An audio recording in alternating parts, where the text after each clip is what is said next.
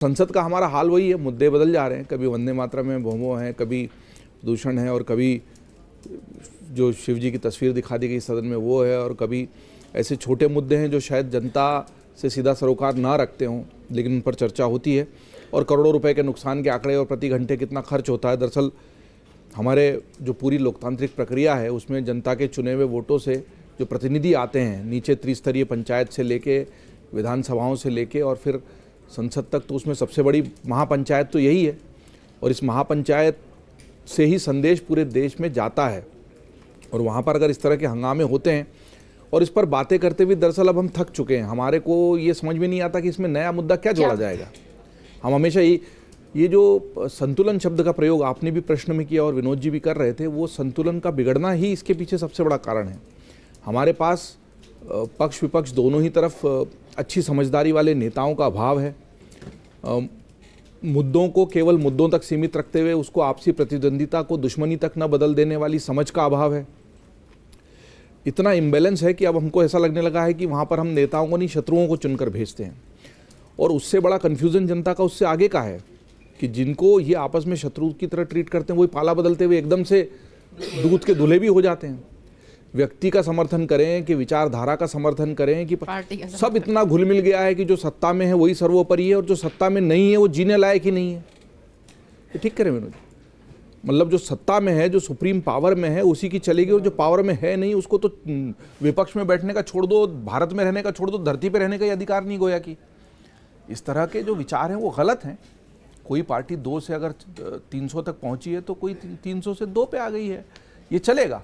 लेकिन इसमें जब तक इस तरह का विचार नहीं होगा, संतुलित भाव वाला और बैलेंस नहीं होगा, और हम वहाँ से चर्चा करते हुए कुछ सिद्धांतवादी बातों तक भी पहुँच गए, जहाँ समीर जी ने कहा कि हम तो सिर्फ नेताओं पर ही उंगली उठा रहे हैं इस सारे हंगामे के पीछे, उन्होंने जनता पर भी उंगली उठाई सही कि भाई आप इस तरह के लोगों को चुनते क्यों। लेकिन वो ऐसी लंबी चुनाव सुधार और मान भाई दबंग इसलिए आते हैं कि दबंग को टिकट मिलते हैं। दबंग को टिकट क्यों मिलते हैं? क्योंकि वो जिताऊ हैं। जो जिताऊ और टिकाऊ है टिकट उसी को मिलता है। और दबंग जिताऊ और टिकाऊ क्यों होता है? क्योंकि जनता के काम करा देता है।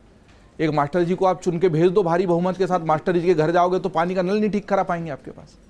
हमारी लोकतंत्र की विडंबनाएं और विद्रूप जो है ना, वो भी तो इसी व्यवस्था में से सामने निकल के आते हैं। और मोहल्ले का दबंग जब पार्षद बन जाता है तो वो खड़े रह के नाली भी साफ कराता है और स्ट्रीट लाइट भी लगवाता है। लेकिन वो दबंग है तो अपने स्वार्थ भी पूरे करता है।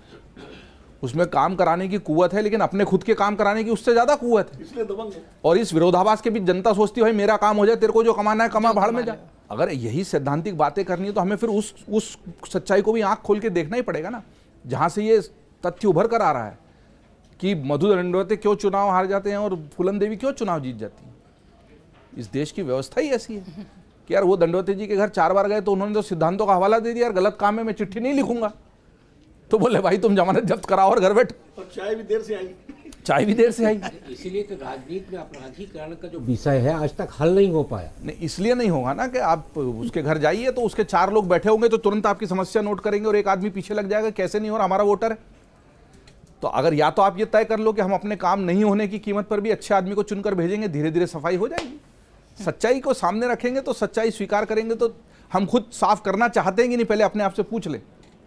अगर आप ये वीडियो YouTube पर देख रहे हैं तो हमारे चैनल को सब्सक्राइब कर बेल आइकन दबाएं, और Facebook पर देख रहे हैं तो हमारे पेज को लाइक करें।